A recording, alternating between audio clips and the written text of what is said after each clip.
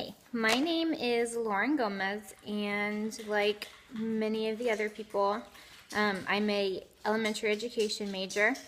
Um, I've been in this program last year and a half. I'm working on my senior year at USF. I spent 4 years getting my associate's degree. I have two little girls, which is part of the reason it took me so long. I've worked at Starbucks full time. Another reason it took me so long.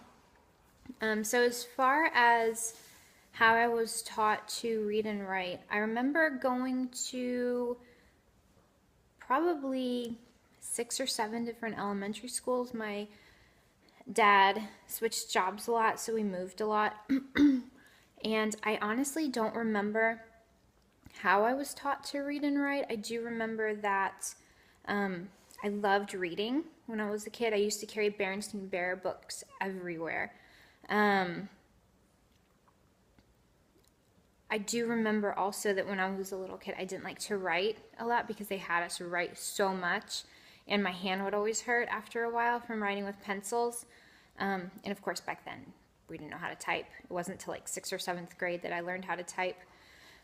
I also remember as I was learning how to read and write, I always had in the back of my mind like cheats on how to remember how to spell words. Like beautiful, in my head I say beautiful. And then there's like a lot of other cheats I have in my head. I'm trying to remember some. I don't really remember. I actually grew up in Germany. After 7th grade, we moved to Germany. My dad's German, or my stepdad's German, so we moved out there. So I was kind of infused into a German school, and I had to learn German on top of learning to read and write German.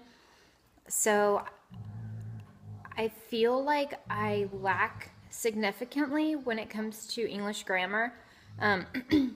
Verbs, adverbs, nouns.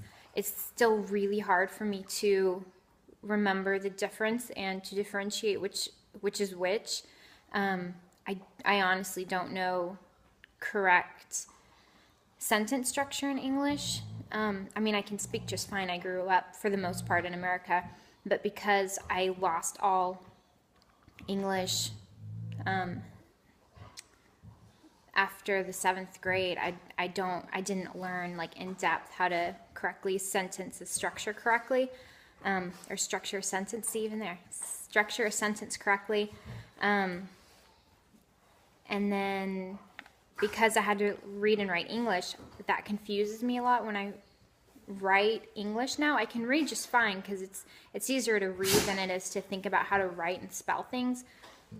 Like for instance, in German, ei, you say it I, but in America, to say I, you would spell IE.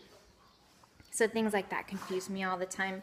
And then also German has extra letters. They have the A, the U, and the O with the umlaut, which is like the 2 dots above.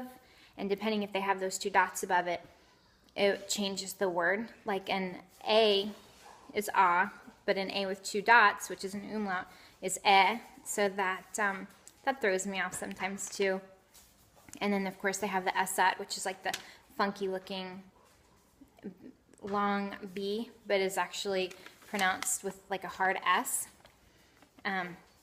So they also use commas for everything. So if you ever get a paper of mine and I tend to overuse commas, just keep in mind that I don't mean to overuse commas. It's what I learned, and I'm trying to get used to when not to use commas in America, which is more often than not. But I do put them in a lot of everything. My mentors for reading and writing are my mom and my grandma. My mom is actually, she was an English major, as well as my grandma, which is funny that I'm not very good at it. But because she was an English major, she actually does proofreading in Germany right now. That's where she still lives, and she proofreads German papers in English. And I remember when I was a kid growing up, I used to see my mom and my grandma write letters, and it was always in cursive, so I would always scribble, and I couldn't wait to learn cursive. I love the Words Their Way book that we used last semester, and I believe the semester before, because it helps target exactly where a child is in writing, is kind of as well as reading. I actually use it on my daughter. She's in kindergarten right now, and I'm able to help her with things that she doesn't know. Like right now, she's having trouble with the O and the U, like in the word hour and house, and confusing it. It takes her a little longer because she also knows that OW says ow sometimes, and then sometimes not. So I've made a chart for her with what words say ow with OU and OW. So I'm really enjoying these writing classes because it's something that I have to learn, even though I don't know it, and I think I don't want that to hinder me when I'm teaching.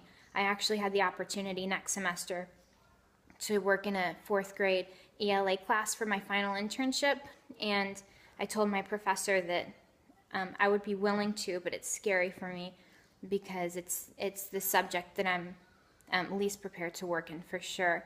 And she found me another classroom, but I was willing to do it because I know it's something that I really need to dive in and learn for myself as well as for my students. But yeah, I love getting to teach my girls reading and writing. My 3-year-old is working on numbers and her letters right now, and she loves it.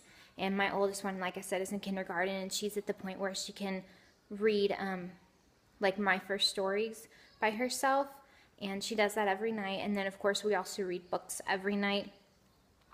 They read very often, and they really enjoy it. And it's been fun teaching them because I want them to have a love for reading and writing that I honestly never had. I'm just now getting into books myself. And of course, now every time I hear of a Scholastic Warehouse sale going on, I buy books. You can see all of my daughter's books, and this is just what we have in our living room. This isn't even, they probably have about 2 times that in their bedrooms. So I'm really hoping that I can learn more about reading and writing for my children as far as my future students, and just to know in general I can become a little more acquired to the English language and maybe kind of have that override the German side of my brain. But that's it. That's me. Thanks.